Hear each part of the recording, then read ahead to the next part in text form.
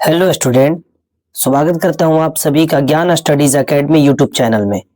आज का ये क्लास उन सभी विद्यार्थियों के लिए महत्वपूर्ण है जिन्हें 2026 में इंटर का बोर्ड एग्जाम देना है, क्योंकि आज का इस क्लास में VBI ऑब्जेक्टिव प्रश्न को देखने वाले हैं। तो आपका भी अगर हिस्ट्री सब्जेक्ट है और 2000 इंटर का बोर्ड, तो आपके लिए most very very important class है।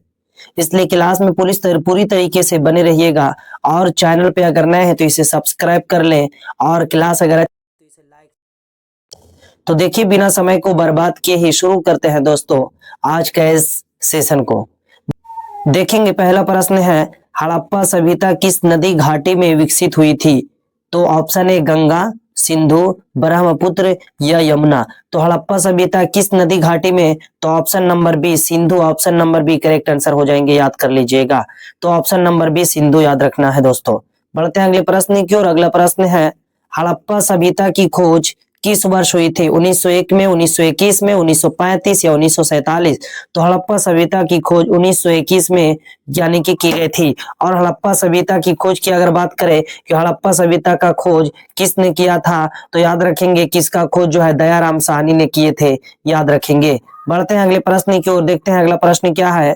प्रश्न नंबर 2, हड़प्पा सभ्यता को किस नाम से जाना जाता है? वैदिक सभ्यता, सिंधु घाटी सभ्यता, गंगा सभ्यता या द्रविड़ सभ्यता। तो हड़प्पा को सिंधु घाटी सभ्यता के नाम से जाना जाता है, option number B correct answer है, याद कर लीजिएगा।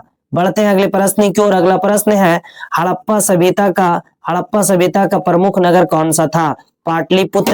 पाटलिपुत्र था या मोहनजोदड़ो या तो फिर तक्षशिला या उज्जैन। तो चौथा नंबर प्रश्न का करेक्ट आंसर क्या हो जाएगा दोस्तों? हड़प्पा सभ्यता का प्रमुख नगर कौन था? तो Mohenjodaro, option number B correct answer हो जाएंगे, याद कर लीजिएगा दोस्तों।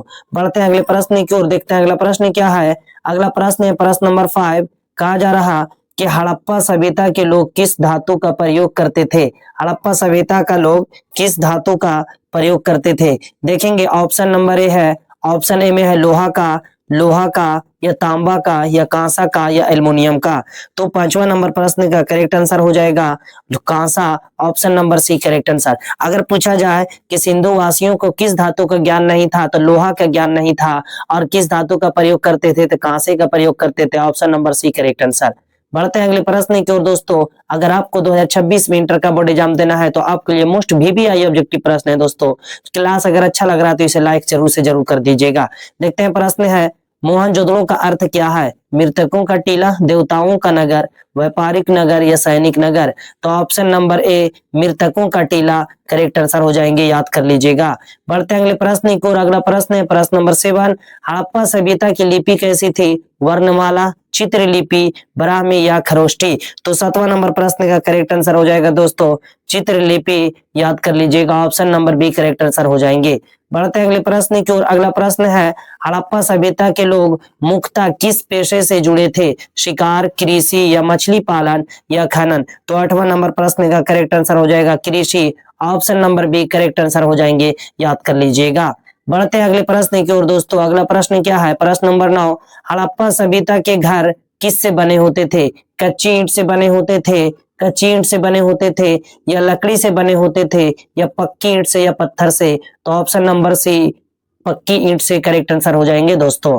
बढ़ते हैं अगले प्रश्न की ओर। अगला प्रश्न है, हड़प्पा सभ्यता की जल निकासी व्यवस्था कैसी थी? अव्यवस्थित थी, साधारण, उन्नत या अनुपस्थित। तो 10वां नंबर प्रश्न का करेक्ट आंसर हो जाएगा उन्नत, option number C correct answer हो जाएंगे, याद कर लीजिएगा दोस्तों। ठीक है, साथ ही साथ आप लोग उत्तर देते हुए चले, है ना। VBI very very important class है। आपको 2026 के एग्जाम में ये सारे प्रश्न आपको देखने के लिए मिलेंगे ही मिलेंगे। प्रश्न नंबर 11। हड़प्पा सभ्यता का संबंध किस युग से है? पाषाण युग, ताम्र पाषाण युग, लौह युग या मध्य युग। तो 11 नंबर प्रश्न का करेक्ट आंसर हो जाएगा ऑप्शन नंबर बी ताम्र पाषाण युग, याद कर लीजिएगा। बढ़ते हैं अगले प्रश्न की ओर। अगला प्रश्न है प्रश्न नंबर 12। हड़प्पा सभ्यता के लोग किस पशु से परिचित थे? घोड़ा, हाथी, ऊंट या बैल। तो 12 नंबर प्रश्न का करेक्ट आंसर हो जाएगा 12 नंबर प्रश्न का करेक्ट आंसर क्या हो जाएगा दोस्तों? तो 12 नंबर प्रश्न का करेक्ट आंसर हो जाएगा ऑप्शन नंबर डी बैल, करेक्ट आंसर हो जाएंगे, याद कर लीजिएगा। बढ़ते अगले प्रश्न की ओर। प्रश्न नंबर 13। हड़प्पा सभ्यता की प्रमुख फसल कौन सी थी? गेहूं, चावल, चावल या जौ या तो फिर मक्का। तो 13 नंबर प्रश्न का करेक्ट आंसर क्या हो जाएगा दोस्तों? 13 नंबर प्रश्न का correct answer option number C जौ हो जाएंगे, याद कर लीजिएगा। बढ़ते हैं अगले प्रश्न की ओर। हड़प्पा सभ्यता की नगर योजना कैसी थी? गोलाकार, अव्यवस्थित, ग्रिड पद्धति या त्रिकोणीय? तो 14 नंबर प्रश्न का करेक्ट आंसर ग्रिड पद्धति, option number C correct answer हो जाएंगे, याद कर लीजिएगा।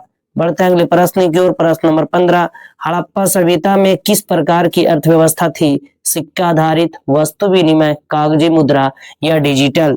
तो 15 नंबर प्रश्न का करेक्ट आंसर वस्तु विनिमय, option number B correct answer हो जाएंगे, याद कर लीजिएगा। मेरे प्यारे प्यारे भाई और बहन, सब जो है वीडियो को पूरी तरीके से आप लोग लिख लिख करके इसे याद जरूर से जरूर कर लीजिएगा। बढ़ते हैं अगले प्रश्न की ओर। प्रश्न नंबर 16, हड़प्पा सभ्यता में किस प्रकार की पूजा प्रचलित थी? वैदिक, प्रकृति पूजा, बौद्ध या जैन? तो 16 नंबर प्रश्न का correct answer option number B प्रकृति पूजा, याद कर लीजिएगा। बढ़ते हैं अगले प्रश्न की ओर। प्रश्न नंबर 17, हड़प्पा सभ्यता के नगर कितने भागों में विभाजित थे? 1 भाग, 2 भाग, 3 भाग या 4 भाग? तो 17 नंबर प्रश्न का करेक्ट आंसर हो जाएगा 2 भाग में विभाजित थे, ऑप्शन बी करेक्ट आंसर हो जाएंगे, याद कर लीजिएगा। बढ़ते हैं अगले प्रश्न की ओर। प्रश्न नंबर देखेंगे दोस्तों, प्रश्न नंबर 18। प्रश्न नंबर 18 है कि हड़प्पा सभ्यता का सबसे बड़ा सार्वजनिक भवन कौन सा था? सार्वजनिक भवन कौन सा था? क्या यानी अनाज कोठार या मंदिर या महानगर यानी कि महान स्नानागार या महल? तो 18 नंबर प्रश्न का करेक्ट आंसर महान स्नानागार, option number C correct answer हो जाएंगे।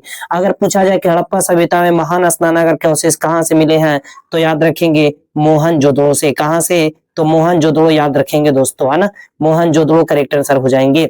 तो देखेंगे 18 नंबर प्रश्न का correct answer option number C, याद रखिएगा। बढ़ते हैं अगले प्रश्न की ओर। महान स्नानागार कहाँ पाया गया? अन हड़प्पा में, मोहनजोदड़ो, लोथल या कालीबंगा? आप लोग इसका उत्तर देते हुए चले। तो 19 नंबर प्रश्न का correct answer option number B Mohenjodaro, है ना, महान स्नानागार कहाँ मिले हैं? मोहनजोदड़ो में। बढ़ते हैं अगले प्रश्न की ओर। अगला प्रश्न नंबर 20, हड़प्पा सभ्यता के लोग किस प्रकार के आभूषण पहनते थे? लोहे के, तांबे के, सोने चांदी के या प्लास्टिक के?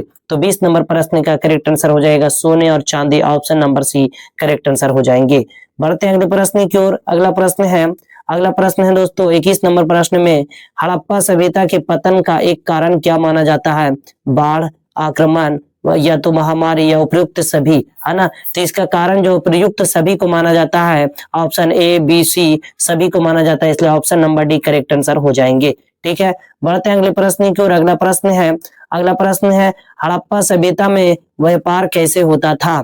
स्थल मार्ग, जल मार्ग, दोनों या नहीं होता था व्यापार? तो 22 नंबर प्रश्न का करेक्ट आंसर हो जाएगा ऑप्शन नंबर सी, यानी कि स्थल मार्ग और जल मार्ग दोनों से होता था, इसलिए option number C correct answer हो जाएंगे। स्थल से भी और जल से भी, दोनों से हुआ करता था दोस्तों। ठीक है, बढ़ते हैं अगले प्रश्न की ओर। अगला प्रश्न देखेंगे। अगला प्रश्न नंबर 23, हड़प्पा सभ्यता का प्रमुख बंदरगाह कौन सा था? लोथल, कालीबंगा, धौलावीरा या राखीगढ़ी? तो 23 नंबर प्रश्न का Lothal, option number A correct answer हो जाएंगे। यहाँ जो है बंदरगाह, यहीं से जो है व्यापार हुआ करता था, लोथल से यानी कि व्यापार हुआ करता था। अगर पूछा जाए कि लोथल कहाँ स्थित है, तो लोथल जो है गुजरात में स्थित है दोस्तों, है ना, कहाँ? गुजरात में स्थित है, याद रखिएगा। बढ़ते हैं अगले प्रश्न की ओर। प्रश्न नंबर यानी 24 हड़प्पा सभ्यता में ईंटों का अनुपात कैसा था? असमान, समान, गोल या कच्चा? तो 24 नंबर प्रश्न का करेक्ट आंसर हो जाएगा समान, option number B correct answer हो जाएंगे, याद कर लीजिएगा। बढ़ते हैं अगले प्रश्न की ओर। प्रश्न नंबर 25 है, हड़प्पा सभ्यता के लोग किस खेल से परिचित थे? शतरंज, पासा या क्रिकेट या हॉकी? तो 25 नंबर प्रश्न का करेक्ट आंसर हो जाएगा पासा, option number B correct answer हो जाएंगे। तो दोस्तों ये था आज का सेशन, कैसा लगा आप लोगों को कमेंट में जरूर बताइएगा, और अगर अच्छा लगा तो इसे लाइक कर दें, और चैनल पे अगर नए हैं तो सब्सक्राइब जरूर से जरूर इसे कर दें। ठीक है दोस्तों, मिलते हैं अगले VBI ऑब्जेक्टिव प्रश्न के साथ, तब तक के लिए पढ़ते रहें, मस्त रहें, स्वस्थ रहें, बाय बाय।